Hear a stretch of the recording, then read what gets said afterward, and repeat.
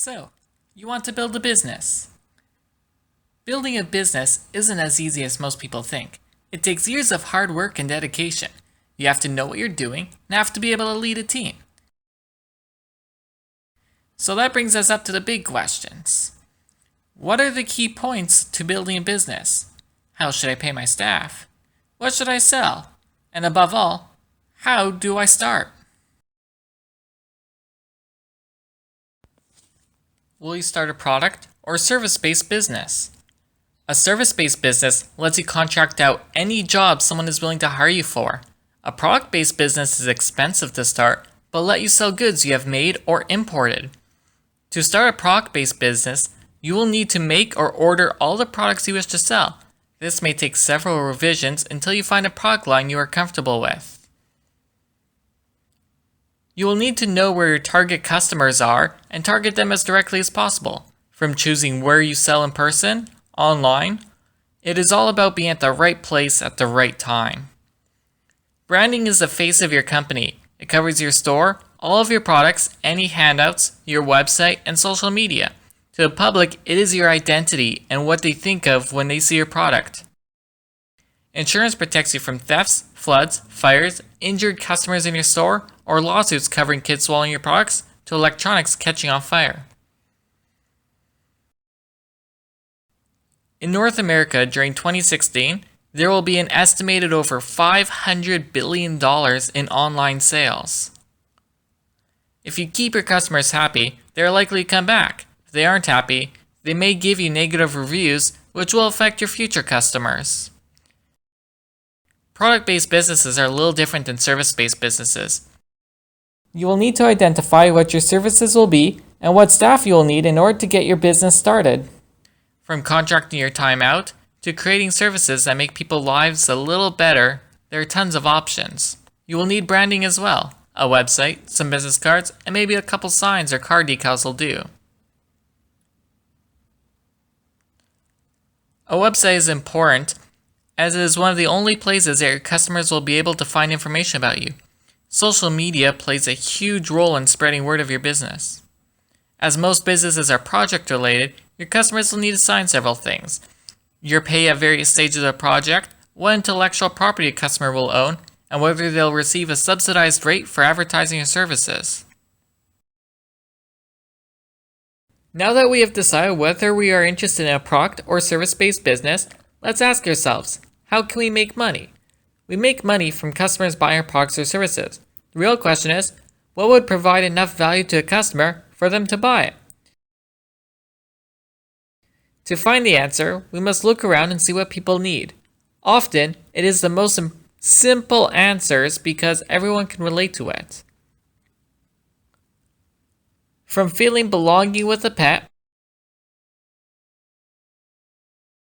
craving sweets with some ice cream, or wanting to feel an adrenaline rush at a racetrack. Whether it'll make them happier, free up some of their time, or make their lives just a little bit easier, everyone is looking for something, and all you need to do is capture as many sales as possible. Can't think of anything? Try and think of a product or service you frequently use yourself. You'd be surprised at how much easier it is to sell something that you yourself believe in. Starting a business is difficult. There is so much to do. We have so little time before our competition closes in. I think it's about time we hired a team to fill in the gaps. There are so many important aspects of a startup that staff can manage, from building a website to branding, making apps, social media, finding customers and wholesalers too. But how should we pay our new team? Cash is a preferred option of choice.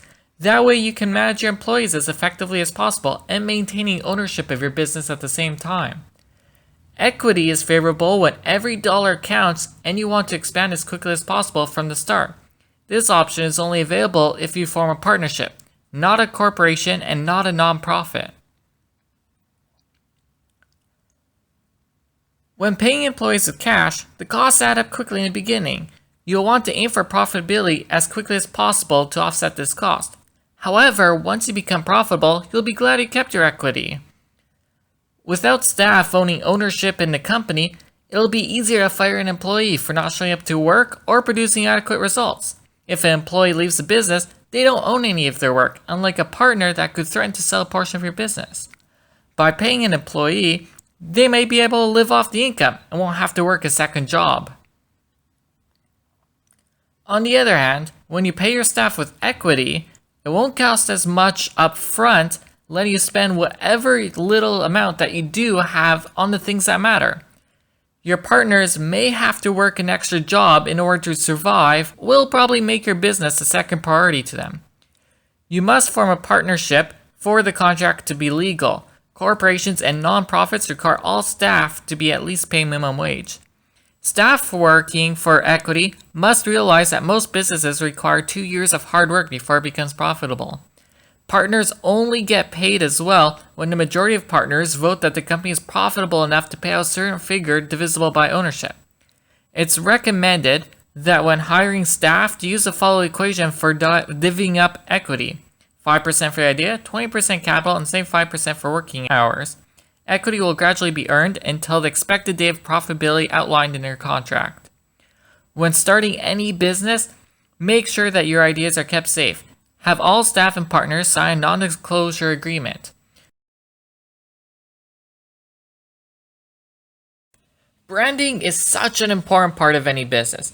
It is your identity. It's how the customer sees you, how they remember you, and in most cases, how the customer interacts with you.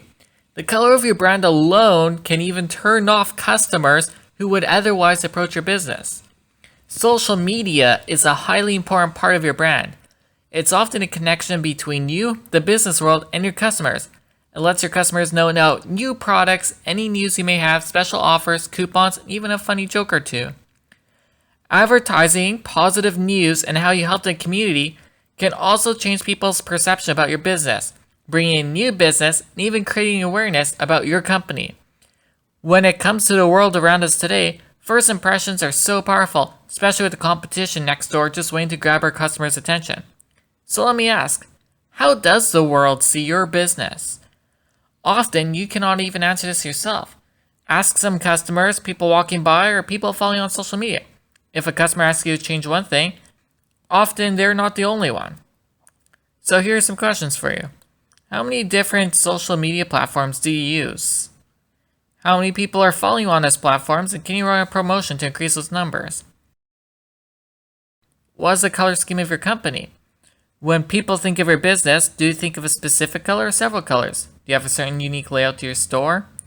When customers think about your staff, what do they imagine? Is your staff kind, courteous?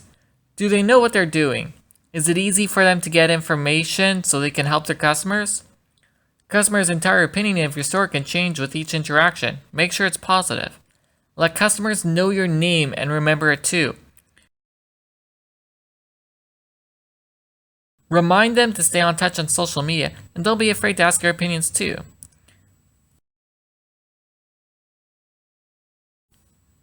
Keep your hours visible for everyone. Nothing is more frightening to customers than leaving everything to chance.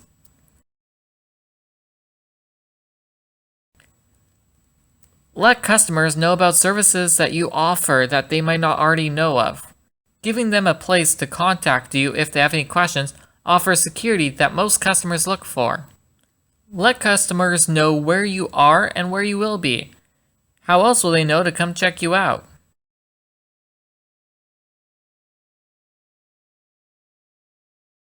Remember to keep your website up to date and relevant to your customers. The key goal of your website is to convert viewers to buyers. Even if the customer has subscribed and will end up buying later, then there is a sale.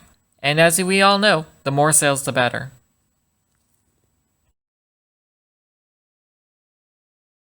Sales is one of the most important parts of any business. You can only make money if you're selling what you're offering. Sales doesn't have to be direct customer to customer, but can also be online. Recommending people to try something on forums, writing recommendation articles, customer inquiry emails, or even directly in a live chat box on your website. Let's look at a common conversation between an employee and a customer looking to purchase a product. Although similar also applies when selling a service. A customer often sees something they're interested in, Initially, ask the price to evaluate how much the product's worth and quality based off the price. In this case, the customer is holding a stuffed bear that can record and play back your voice. As a salesperson, you must stay positive, smile, keep all your attention towards the customer, and keep eye contact while speaking with them. Start off by telling them that you personally love the product, and ask them if they've ever seen that model before. If the customer says yes, we can ask where they've seen it and offer a similar price. If they say no, we can tell them all the amazing specs about this particular one and why it's better than all the others that customer looked at. Remember that there's always a bigger, better model, but unless the customer asks for something with better specs, it's most likely out of the price range. In this case, we're offering an eco-friendly allergen-proof bear that can record voice up to 10 times and play a random clip back to you each time you hug it.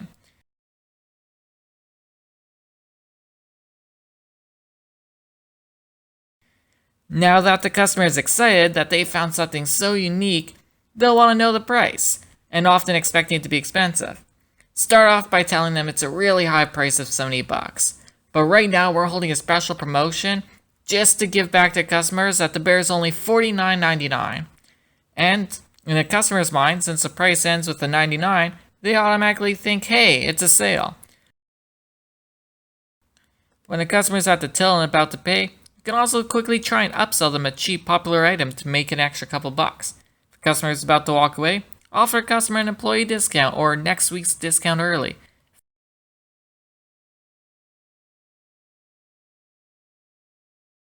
Thanks for watching my entire video. And thanks, just remember, never give up. It's a long road to entrepreneurialism, and it's really tough at some points. But as long as you stick through it, build up a team, you can get through it.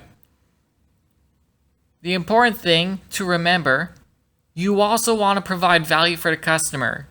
You want the customer to see the value in your item, why it's better than anywhere else, why they would want it, if they're giving it away as a gift, why the person that would receive it would just love it, or if it's a service, why it's better than any other service out there, or even you just got really good customer service, you're really local, you're very friendly, maybe they just have good experience with you guys. The real important part about starting any business is definitely the team. You need a strong foundation. Because remember, the core members that are with your team right now, albeit 1, 2, 5 people, often remember that those will end up being the managers of your company, the top senior management, the people running the show. From, let's say, a 1, 3, 5 business company into one that's international. You want to grow, you want to be big. You need the right people to do that. It's a long road, but I'll see you on the other side.